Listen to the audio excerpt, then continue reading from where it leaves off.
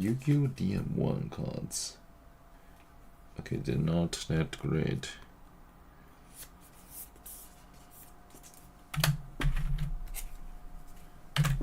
Check these.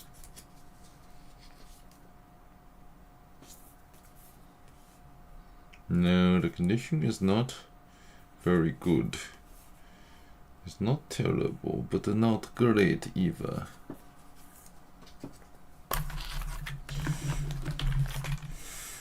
This 很胖的女生在说什么？Let me open this. Let's open this shit.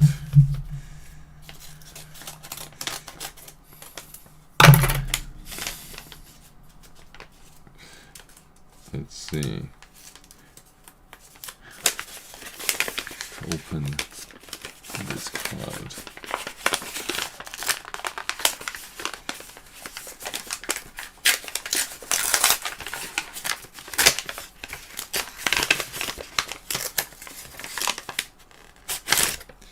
Oh.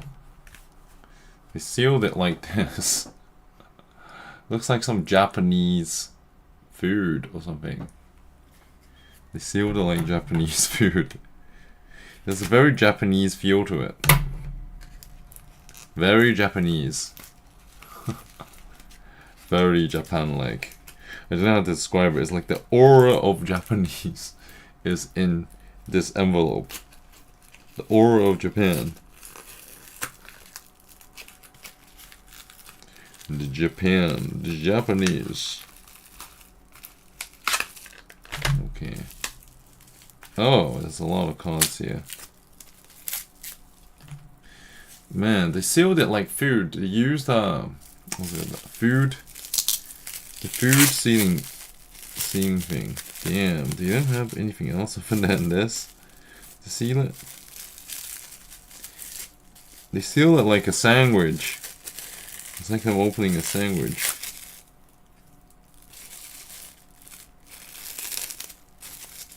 They sealed it like food.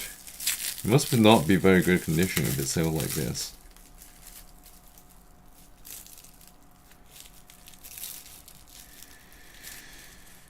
Let me check.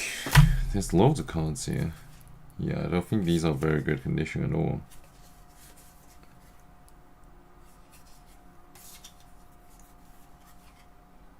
No, not very good condition at all. Skull Dragon, mostly played. Mostly played. I can see why I sealed it like this. It's just junk you wanted to get rid of. Yeah. Most of these are not 10s.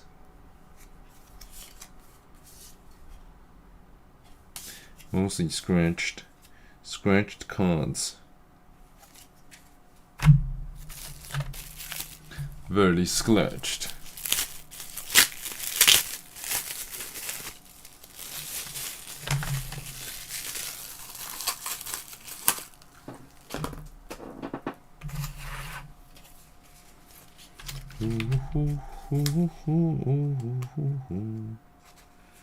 I think it's just cards you wanted to get rid of.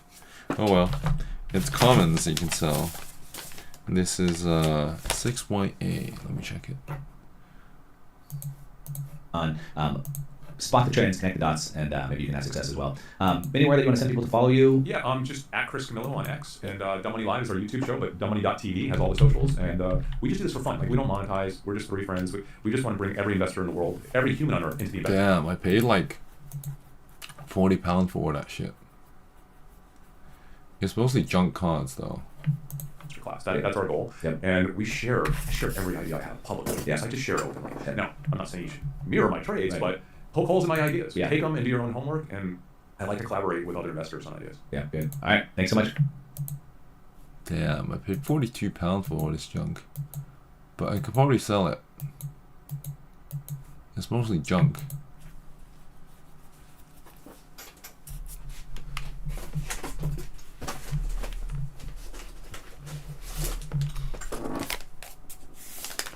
This is the biggest life hack. Nothing comes close. Literally nothing comes remotely close to this life happening. Forget about everything else in life and just start investing. Period. Chris Camillo made millions fighting trying to support Wall Street. You noticed them. Author of Working Wall Street. Famous investor who's made tens of millions of dollars by investing in things that he discovers things every day. Like Chris Camillo. The wealth gap. That's a solvable problem. That is 100% a solvable problem. How do we solve it? Getting the entire world to invest. You should be investing always. I would say especially. Even when it's scary or uncertain or it's fluctuating so much. Yeah. When it gets scary and it starts to fluctuate, this is when you make all your money. Right? Why does it seem so scary though for people to invest, especially when they hear stories like early in your career you invested a lot of money and 70% of it you lost, pretty quickly with a crash happening? How do you get over that mental and emotional loss? It's a great question. And here's what I tell people. Welcome back to the School of Greatness. Very excited about our guest. We have Chris Camillo in the house. Good to see you, man. Appreciate you being here. Yeah. You just shared something right before we got on here where you said it's your mission to get every human in the world to be an investor. Yeah, investor class. Investor class. Every human. And I just saw this stat on CNBC that said just this week the Dow Jones experienced its 11th 1,000 point drop in the Dow's history, and 4 of them happening in just the last month. And also I saw on Twitter this week that the Great Depression has been trending. And for that, should people, with all of the fear or the anxiety or the stress around the stock market, tariffs, the economy, another depression, whatever might be happening, should people be investing now or should they be waiting until later when it feels more safe? Well, that's all noise. Uh-huh. It's always all noise. Okay? Until it's not.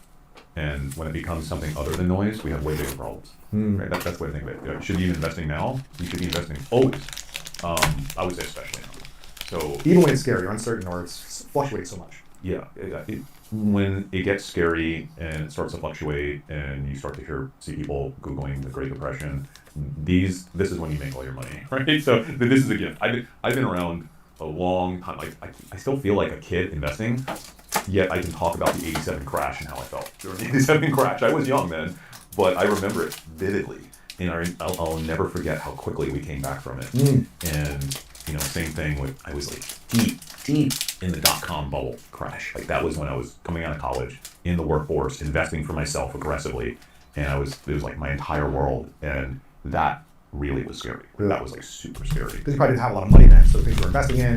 They're a genius. They're a psychopath. They're going to do whatever it takes. They'll steamroll relationships to make their company a success. You can invest in Steve Jobs back in the day, right? You can invest in Jeff Bezos. You might hate Zuckerberg, but you can invest in Mark Zuckerberg if you want, right? Sam Altman, Elon Musk, right? Like whoever it is. Like you don't have to try to be them.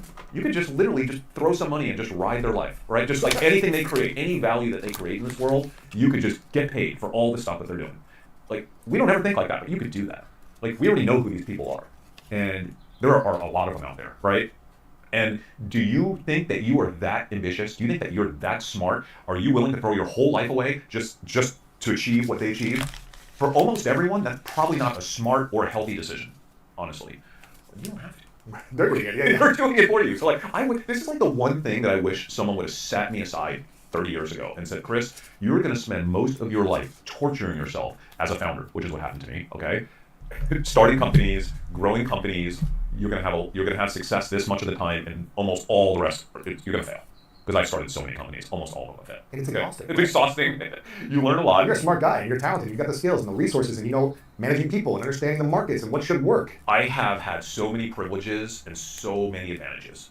And it's still so many. Like my parents were so amazing to have moved us into a neighborhood with the most successful people in the country. And I would start businesses in middle school and high school, car detailing, this, that, just deeply engaging with these people all the time, right? And so yeah, I've had access to some of the smartest, most ambitious people in the world that have helped me all along the way, and still, it's almost impossible. It's almost impossible. And now looking back, I joke around and I'm like, yes, I'm invested in 150 private companies, and I probably have tried to start that many over the course of my lifetime myself. And if I would have just not done any of that and just focused on investing in other great people, and not that there aren't great people starting companies, but it's really difficult to kind of decipher who is, what their weaknesses are when they're just starting off in life. And everyone looks great at the beginning of pitching an idea. We've got this amazing idea, and it's revolutionary, and it's the newest this, and it's going to compete against all these other people, and here's our projections in the next 3 to 7 years. It's only going to go up. It's like everything looks good.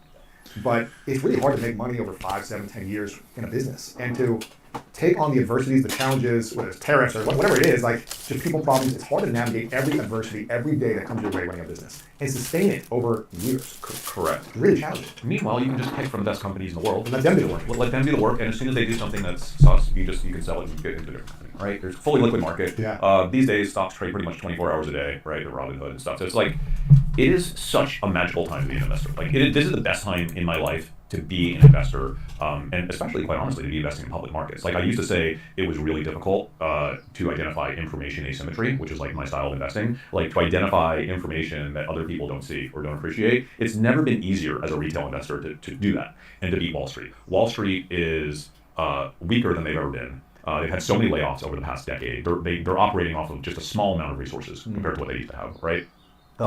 The advantage has swung back to us retail investors. There's just never been a better time. Plus, there's just a lot more publicly traded companies now. They can't keep up with all the information flow. We live in a digital world. We live in a social world. What does that mean? It means that we're able to detect change. When I say we, I mean like normal people, like that are just surfing Instagram and TikTok all day, which is what I basically do for my investment research. We're able to see the world evolve and change in real time as it's happening without all the noise of Wall Street. And by the way, we live all around the world. We like live in the real world, right? We don't all live in kind of the same place, the Northeast, where we're kind of like all working together in the same buildings, around the same type of noise, with the same media, CNBC, Wall Street Journal, like just an echo chamber of thoughts. We're actually seeing the world change in real time, and that change ultimately is what impacts all the companies in the world, positively and negatively. So my entire style of investing, which I call social arbitrage, it's like information asymmetry. But what it really is just observational investing. Okay, it's just literally observing the world, seeing a change, connecting the dots to the companies and sectors that are going to benefit from that change or be harmed by that change, because you can invest in, in shorting companies if you want to go down that road. Right? Placing your bets and beating Wall Street. Like, that's all it is. And the people that are positioned best to do really well with that type of investing are just normal people that are not like financially minded, that are not mathematicians. Why does it seem so scary, though, for people to invest, especially when they hear stories like early in your career, you invested a lot of money and 70% of you lost, pretty quickly with a crash happening? Yeah, and it all came back pretty quickly. Yeah, but most people would stop after that and say, oh, this is so painful. I just lost all of this money, which is time, all those hours that I spent to make that money and put it in here, now it's gone. Yeah, but that's just a mind trick, right? Like, How do you overcome it's just not rational. So, like, how do you overcome that, though? You spend 5 years making, saving all your money, invest it, and it's gone essentially overnight. How do you get over that mental and emotional loss and stick it out and kind of keep going? That's a great question. And here's what I tell people. Any money that you have invested in risk assets, the stock market is a risk asset. You have to mentally, every time you check your account, reduce it by 70%. Really? Yeah, because that's your downside, realistically. Just realistically, that's your downside. So from the first dollar you put in, you think your account's a $100 account, that's a $30 account. You have to be willing to live with that risk account being 70% less. Okay? Realistically, that's probably the lowest it's ever going to go in the worst of all worst case scenarios. Now, Before you could it theoretically go lower? Anything is possible in this world. We can disappear tomorrow. Okay? So anything is possible. But for the most part, your absolute like Great Depression style, worst of all worst case scenarios, I like to think of it as down 70%. So bucketing money is one of the most important things for an investor to do. So I always talk about the fact that investors only really have two decisions to make. How much of their money they want to have bucketed in risk assets and how much they want to have bucketed in safety, being treasury bills, right? Or just a treasury-backed cash account that's paying you 3, 4, 5% a year, whatever. You make that decision, and that decision changes over the course of your life. So when you're young, you might have 5 or 10%, or maybe even 0% in the safe bucket, maybe you have 1%. And when you're old, you might have 80 or 90% in that bucket, right? Everyone tries to overcomplicate wealth management.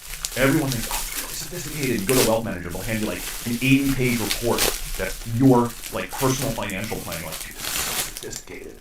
It's all BS. The whole thing is BS. Like, it's just a printed out load of crap to make it seem like it's sophisticated and you need all of that assistance and help. Like, for me, I have money that's safe and I have money in risk assets. That's it. And honestly, for most people, if you don't want to play the game of trying to beat the market, the money in risk assets could just be in an S&P 500 ETF exchange traded fund that is basically free to buy and costs you like 0.1% internal management fee every year.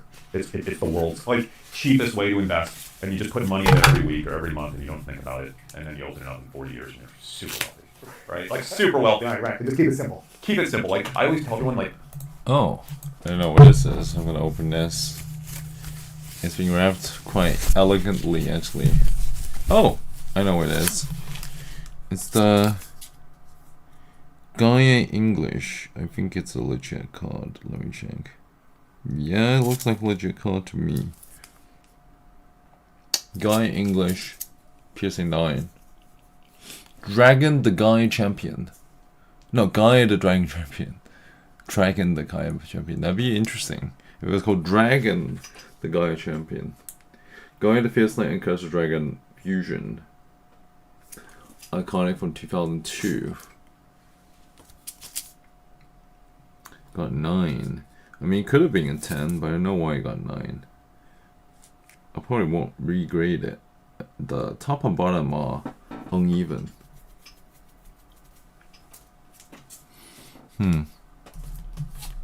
Dragon. Gaia, the Dragon Champion.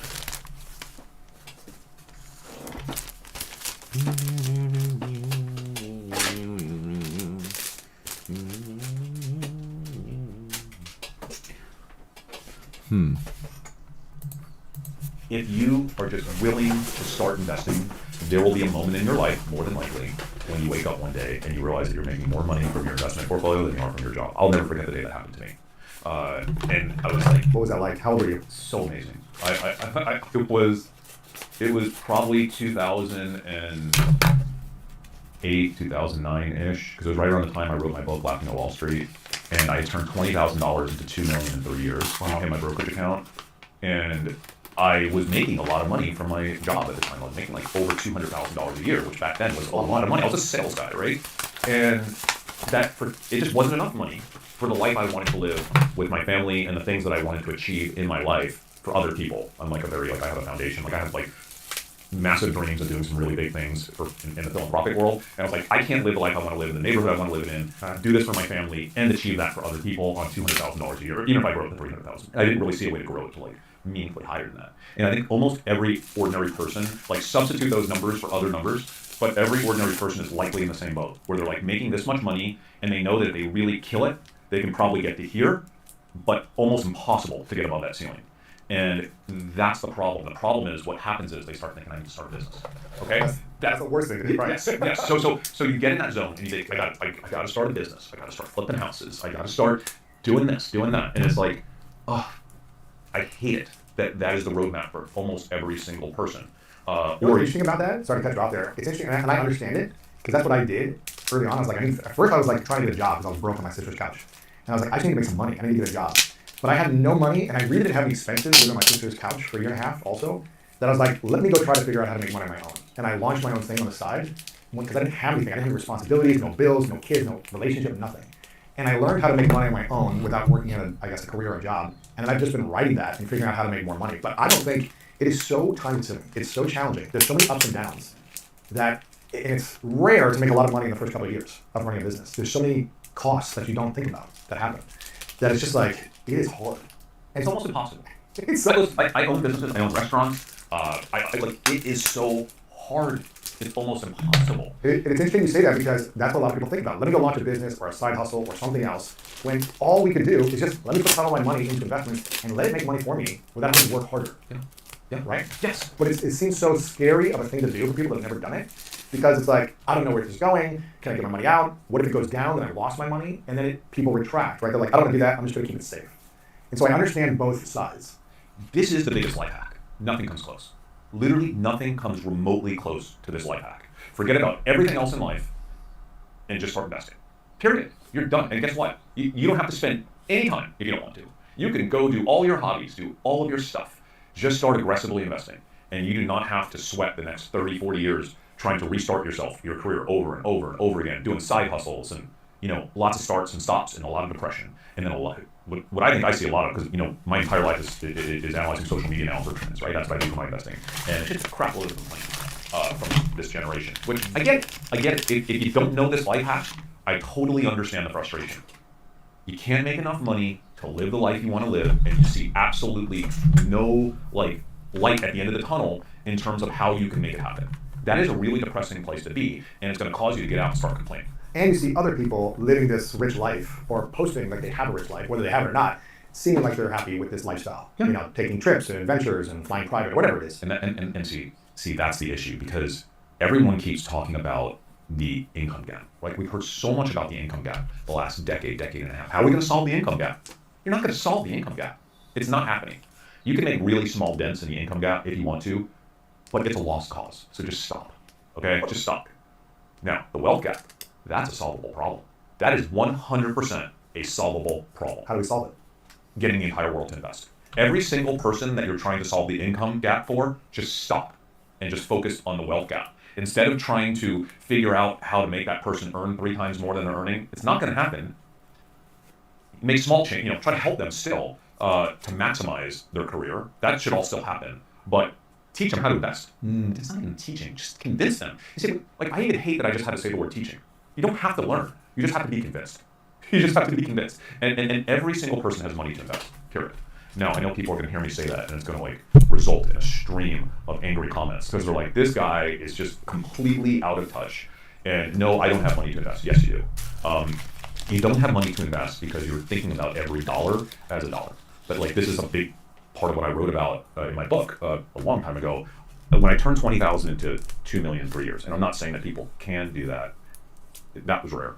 But absolutely, you could turn every dollar to $100 over a much longer period of time as an investor, just with compounding. And when you realize that, once you believe that, you'll start to think of every dollar as $100, right? And so when you start to think of every dollar in your life as $100, it changes everything. So I don't care who you are, there is a point to which you are not making trade-offs. You're not clipping coupons. You might clip $2 coupons, but you're not going to clip a 10-cent coupon. Well, all of a sudden, when everything's 100x, you're clipping 10-cent coupons. You're clipping 50-cent coupons. You are, I don't know, you're just doing all kinds of things differently in your life. Maybe you're mowing your yard now. Maybe you're making your coffee at home instead of going to Starbucks. All the things that weren't quite worth trading off are all of a sudden worth making a trade-off for. Here's the difference. That money that you save by doing all of those things, right, all goes into your investment account for risk assets, right? And so, believe me, when you start thinking of every dollar as $100, and it will be $100 at some point, you start finding money in your life. I don't care what it is. I don't care. There's literally, there are people on YouTube, they're actually insane with how to find money, right? Doing all these crazy things. And you're like, that is just way too much of a hassle to make an extra $3 or $4. But for $300, I'm doing it.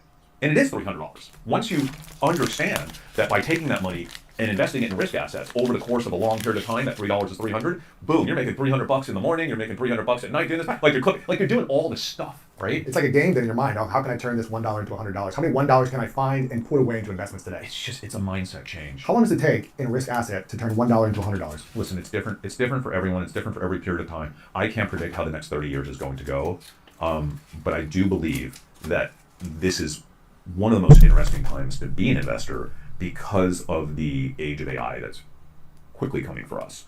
So one way to think about this is our human labor, to some extent, is will for some period of time might get devalued, right? If we're creating a new industry, and that industry is the industry of intelligence, historically, that's come from us, right? So now there's an industry of intelligence.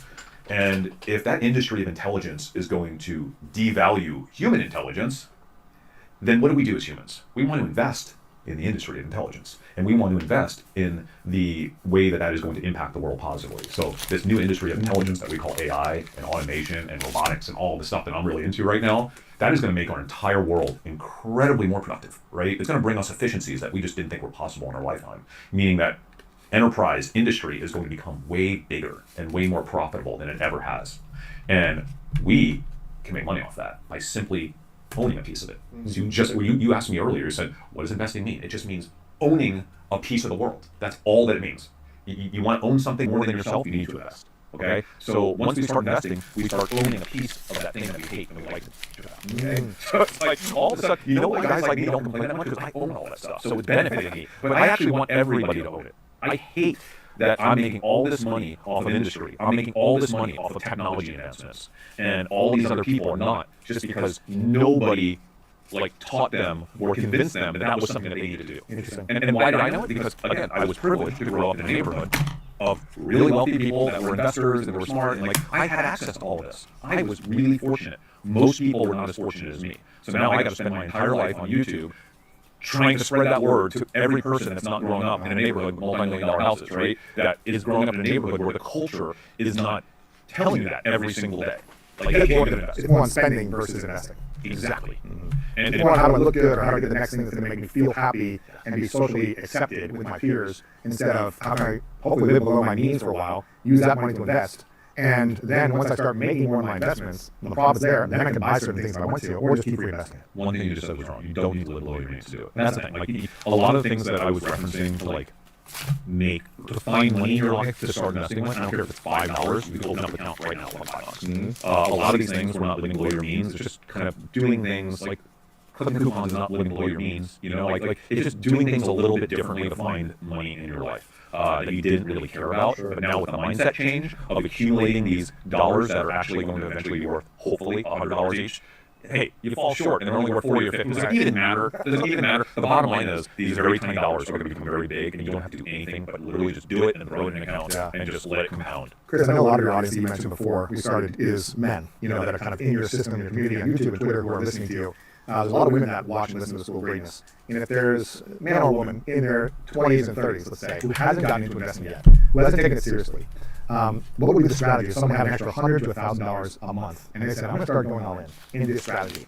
And whether it's $100 a month, $1,000, eventually more, if they have more, what should they start doing today to set themselves up for their future success? Yeah, I've been aggressively trying to bring women into the investment world for 20 years, and I'm almost at a point of giving up.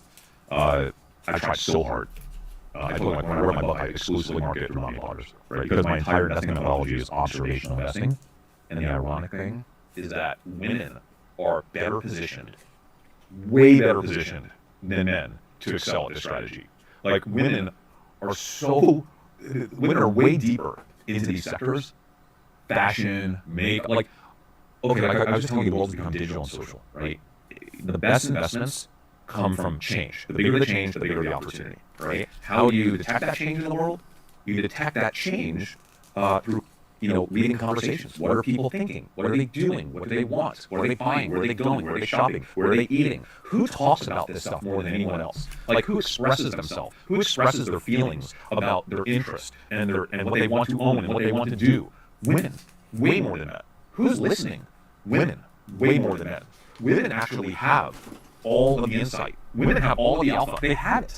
They are just not convinced that they can monetize it, right? I've literally, almost most of my biggest trades over the past 20 years have come from female and youth trends. Really? Right? Yeah, that's most. Why? Because those are the trades where there is the maximum amount of information asymmetry, where the mostly older, whiter, wealthier men who control most of capital markets on Wall Street, they are slow to pick up on that change that's happening. I always tell the story about Jeffree Star when he did a YouTube video of the e.l.f. Primer Putty makeup. This was 10 years ago. e.l.f. was a drugstore brand. It was the cheapest, junkiest brand of makeup. He's like, this is just as good as the $60 version. And I went to Walgreens and I just stood there all day and watched moms and kids come in and they empty the shelf with e.l.f. cosmetics because of this one product. And that video got 11 million views on YouTube. And I called the Wall Street analyst who covered cosmetics for one of the big 3 sell-side banks. And I asked the person if they had seen the video. I was like, "Did you see the Jeffree Star video?" And they're like, "Who's Jeffree Star?" They don't even watch YouTube. They don't even know who these people are. They are so out of touch. And it ended up being a monster. This is when e.l.f. was at $7 a share, right? It went up to 160, and I'll show you now it's back down to 50, 60, whatever. Most of my biggest trades, I think probably females knew about that information long before any men generally knew about it. Why aren't women, in general, taking action on the information they see, socially, digitally, and culturally? When they see the trend happening, why do you think there's a fear or hesitation behind not investing in that trend? Well, I think just the field of finance, which is associated with the field of investing, historically, there is a misconception that you need to be a finance head or a math head to do this stuff. Historically, the men in society have always been over that. So it's just a massive misconception, and it's just, I thought we would have come out of it 20 years ago when I first started talking about it. It takes a long time for people to break out of it. Look at what's happened in the workforce with women, right? That happened. We have now, massively changed, who is in these jobs. That's happened, but it hasn't happened yet in the investor class. The investor class is still, at least the active investor class, people that are thinking and aggressively pursuing investment accounts, is still majority of men, right, that are talking about this, thinking about it, connecting dots. And it's crazy to me, man. It's absolutely crazy to me because when most of my insights come from TikTok comments. So for, 8 years, I've been spending 3 to 4 hours a night ingesting TikTok comments. That is where I get most of my information from. Before TikTok, it was Twitter and Instagram and Facebook, right? Facebook going back to the late 2000s. What's the best trade you made in the last 4 years on TikTok comments that have paid dividends for you? I mean, almost all of my trades, I mean, honestly, like, most of them come off of TikTok. Like, one of them was like the big Crocs trade when Crocs started coming back in a really big way, massive. That was mostly based on TikTok comments. Wall Street just thought that Crocs was a fad that would come and quickly go away. They've always thought that about Crocs, and during the pandemic, especially during the pandemic, there was a huge trend for Crocs, and it was because of two things. One, they killed it with the nursing community and the healthcare community, but then also they were doing all these big celebrity collaborations, right? So they did these celebrity collaborations, and all of a sudden, kind of like made Crocs cool, and it really made Crocs cool with like the middle school crowd. And so I was like reading these comments, and I was like, dude, like this is crazy. Like Crocs are on fire. How much was it the stock at that point? I don't remember exact numbers, but there were so many things that happened during the pandemic, honestly, because the pandemic was one of the biggest changes that we've ever experienced in like consumer behavior of our lifetime. Like all of a sudden, the entire world just spent a year in their house. Right? So like think about all the change that happened when we all just went home for a year. We cared a lot more about cameras on our computers, Logitech, right? That makes all the cameras. Guess what we bought a lot more of? Printers. It was just weird, right? Because all of a sudden we're doing our schoolwork at home now. We're having to print out something, all kinds of. There were so many things. We started buying camping equipment. One of my biggest trades was Schwinn Bicycle, which is part of a small Canadian publicly traded company. There were lines around every bicycle shop. Remember that? Interesting. Remember that? The lines around bicycles. We bought more bicycles during that 6-month period than like ever. We bought more camper vans. People were going camping. Remember? More ATVs, more boats. I was just basically all I was doing was I was just reading comments on the internet, just seeing what people were buying, what they were talking about, right? There was more change than we've ever experienced in our lifetime. And like people were obviously buying Pelotons, right? Shopping at home. Amazon killed it. Shopify killed it. I mean, looking back, it's all obvious stuff. But in the moment, Wall Street was really slow. Like really slow to pick up on that stuff. I can't even tell you how many phone calls I did with like literally like people that sold ATVs or like jet skis. And they're like, we've never experienced anything like this. And I'm like, why is Sea-Doo not going up? Like, companies, Sea-Doo, right? Like, that was one of my big trades. Like, there were 100 of them. So during the year of the pandemic, maybe your audience doesn't know this, but during the year of the pandemic, I turned a $4.5 million brokerage account into $35 million. Holy. Yeah. So, yeah, just doing that. Just literally doing that. Not doing anything sophisticated. Just like, oh my gosh, people are all buying bicycles. That company 7x. It went up 7x from where it was, 7 or 8x. So it's not like trading derivatives or options. Like the actual company itself went up 700% in a very short period of time, as did Peloton, as did so many of these companies that had never experienced that type of growth. When do you know when to sell? So When to get in, when to sell, and what people are like, it just seems like a lot of time to be watching the market every day, making sure I'm getting the maximum amount of my trades. So I'll summarize for you what I do, but if you want to go in really deep, my book is very personal. It's very old. It's like 15 years old now. Jack Schwager wrote a book called Unknown Market Wizards, where he spent a decade researching the top retail traders in the world, and I was really fortunate to be one of the 5 equity traders that trade stocks to be included in the book. He wrote a 35-page chapter on my methodology, and he really goes in deep to my process. Okay. But at a very high level, so it's called Unknown Market Wizards. And I don't make any money when he sells books, but it's, he spent 2 days interviewing me. It was nuts. And he has interviewed every hedge fund manager in the world pretty much for the last 4 years, and he's seen it all. But basically what I do is I surface some big change that's happening in the world. It could be a change to consumer behavior, to culture, to technology, politics. It could be a change in the weather. Like one of my big trades back in the day was a company called Beacon Roofing, because I would monitor every spring the number of people that were searching the word roof repair on Google. And I had 10 years of history, and every year it would spike roof repair, right? And one year, the hailstorms hit populated areas at such a high degree that the word roof repair was triple anything I'd ever seen before. Well, it takes the insurance industry, I think, like a full month to print a report of insurance claims that Wall Street uses to trade companies like Beacon Roofing, that are like the largest roofing supply company in the country. But I had access to that information within 24, 48 hours on the big hailstorms. And the reason why it's hard to assess hail damage is because you have really big hailstorms, but if they don't hit highly populated areas, they don't matter. Right? If they hit a highly populated area and destroy a bunch of roofs, that does a bunch of roof damage, that increases sales for the company that makes most of the roofing materials in the United States, Beacon Roofing. And so, like, that's just one random example of a trade. It sounds like legal insider trading, like getting public information. That's exactly what it is. And saying, oh, this looks like it might happen in the next couple weeks or months. Let me get in now. And there's never been an easier time to do it, because now I can just do it from my iPhone on my recliner at 11 p.m. at night, searching comments on TikTok, or that's how I get my alpha now. Back in the day, I used to do what Peter Lynch used to do in the 80s, which is like literally scroll them all and look for what stores people were shopping at, and talk to people that worked at stores, and try to assess what was hot, what was not. Like that was very time consuming, and I still do that a little bit. But so first you have to surface the change in the world that's happening, and there's change happening every single day. This next year, there are going to be companies that will skyrocket based on their sales going up because of some change that happened. So you have to find the change before the guys on Wall Street do, ladies on Wall Street, right? Once you find the change, you have to determine if that change is going to meaningfully impact, or what companies that change will meaningfully impact. So this is actually where AI comes in pretty cool. Right? You could also ask ChatGPT. So I was going to say, like, you can find some change that's happening in the world, and you can go in ChatGPT and say, hey, this is happening. What publicly traded companies are likely to benefit from this? And it'll actually tell you. I used to spend like 4 days figuring that information out myself. Now you just ask ChatGPT. Have you done this yet? I'm doing it now. Yeah, I'm doing it now. And it helps. It's like a tool. Thank you so much for watching this video. I hope you enjoyed it, and let me know in the comments below your biggest takeaway. If you haven't subscribed to this channel, make sure to click the subscribe button right now, like this video, and also if you're looking to create more financial freedom and live an abundant life, then make sure to get the new book, Make Money Easy, right now. The link is below. Go right to Amazon, get your copy, and I can't wait to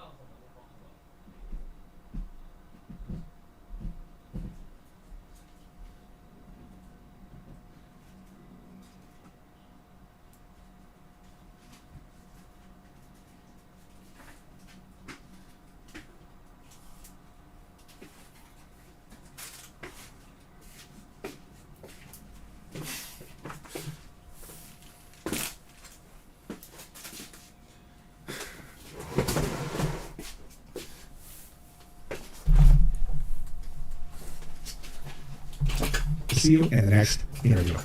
The overflow of life, of love, of resources, of money. That is, it's I can't.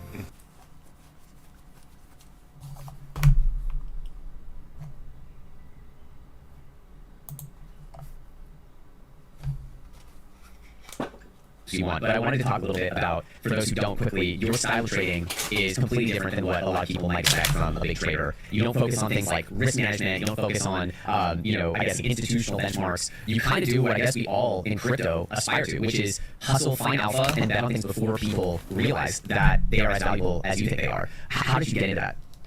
Yeah, ironically, a lot of crypto guys, I'm not a big crypto guy, a lot of crypto guys come and tell me, yeah, I mean, like, you're doing what we do in crypto, which is wild because, I mean, there's so much competition for this style of trading in crypto. There's essentially none in equities, which is where it's just so easy to do it and to get away with it in equities. I essentially just try to early detect change in extra real time and then connect the dots to opportunities that change. It could be change in technology, culture, consumer behavior, the weather, politics, literally anything, because with change comes opportunity, right? So like something in the world changes, and then some companies benefit from that change, some companies are harmed by that change. If you can connect the dots quicker than other people, there's usually alpha in that trade. If you think about what you guys do in crypto, your form of change, it could be something really tiny relative to a particular coin, right? A new person pumping it, or literally anything. But if you're the first, it's all about being the first, right? So like, if you're the first to surface that, and if you could be a little bit quicker than everybody else, and then you win. That's all I'm doing, man. And it's quite honestly, it's all that matters. And it's absolutely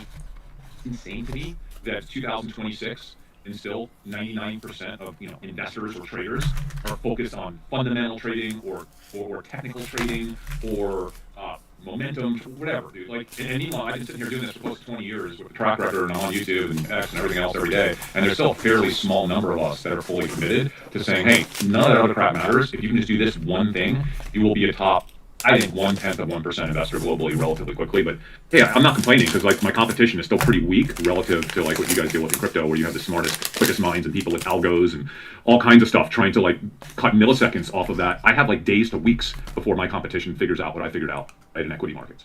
I think that's essentially the dream, right? Is because a lot of people, I come from the 2017 era of crypto, and that era was about reading white papers, looking at teams, looking at, iterative technological improvements. The crypto game became much more like fast rotations, instant pivots, like new narratives, meme coins, like things that moved at the speed of light. And it became so fatiguing that most people who had been in the space for a long time, had contributed to its growth, felt alienated by it. But then I saw your trading style, and not only is it fun, right? Like, it's relatable because you use the research you use is the way that we experience life itself. You don't have to sit in a siloed, ivory tower of institutional research, with essentially like libraries of books that you have to read through every day of like boring, rote, data. Instead, you just look at what's happening around you and you use your sort of everyday lived experience to trade. And for the people who maybe are not fully, familiar with your trading style, can you explain a little bit about your favorite way to gather alpha? Yeah, so my primary means to surface change quicker than others is through what I call conversational data, right? So your conversational data is, I guess, a slightly more fancy way of saying that I read a lot of comments on social video, like on TikTok. So if you look at Wall Street, like Wall Street the past 10-ish years has been primarily focused on transactional data sets, which is credit card swipe data. So all the largest hedge funds in the world all subscribe to massive amounts of transactional data sets. And they are able, not all the time, but often they're able to get a better assessment of what's happening at a company because they have all this swipe data on spend levels. And so they have to cleanse that data, they have to interpret the data. But often you'll see a stock move like a week or 2 or 3 weeks before earnings. And a lot of that movement is happening because the institutional swipe data is kind of getting released, and hedge funds are realizing that this company appears to be doing better than expected because the volume of swipe data is larger, or the average purchase price is larger than last quarter, or they're just getting higher volume of credit card data for that quarter. So how can we as retail investors kind of get in front of that? What do people do before they buy something? What do people do before they actually do the thing? They talk about doing the thing, right? So I realized this a long time ago that the earliest indication of change in the world could be deciphered through conversational data, because people are always going to speak about what their interest is in something, or what their desire is, or what their passion is, or what they're planning on doing tonight or tomorrow or next week, or what they're planning to buy, or if they see something that they like, they'll still express their interest. Like, I love that, I'm obsessed with that, I'm gonna go buy that, right? And if you have the ability to essentially read all the world's conversations in real time, which you theoretically can do now, because a lot of the world's conversations live in the digital world, or at least a representation of the world, of what the world is speaking about, is represented through hundreds of millions of comments on videos every day. That's where you go for the alpha. The issue is that conversational data is dirty, it's interpretable. There's not like a long-standing correlation between when people are saying this particular company's revenue does this, or this stock moves this way, when the volume of conversation around this topic skews this way. And Wall Street, remember, is comprised of a lot of finance heads and a lot of data heads. So, I started a company in the mid-2010s with my partner Jordan called Ticker Tags, and it was to basically institutionalize this whole concept of studying conversational data and connecting the dots to be able